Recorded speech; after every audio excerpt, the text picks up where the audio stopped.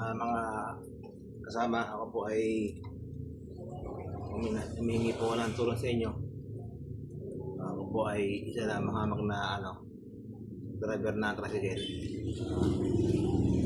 Katunayan po, pag ganito pong umulan, di po ako makabiyahe kasi po mahirap pong manakbo kasi nabasa ang kalsada. Pero isa naman nakakabiyahe ako. Humingi po ako ng tulong kasi po yung asawa ko po kasi hindi nakapagsalita. Nakakasama. Hindi po siya, tumatawa po siya pero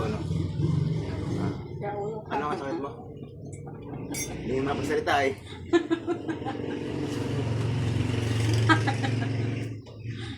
Take 2. Magandang hapon po sa inyo lahat. Ako po si Freddy, nakatira po sa Montalban. Ako po ay humihingi po ng konting tulong sa inyo. Papagamot po sa aking asawa. Ako po ay isa lamang po hamak na tricycle driver. Siya po ay hindi nakapagsalita.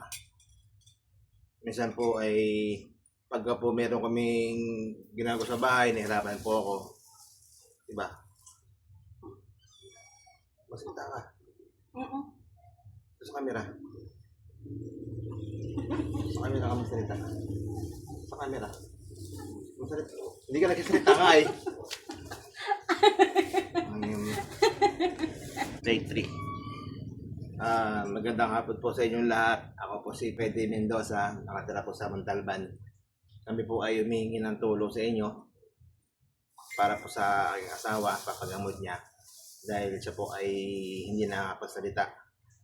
Katunayan po, meron siyang gusto sabihin sa inyo. Tuloy na.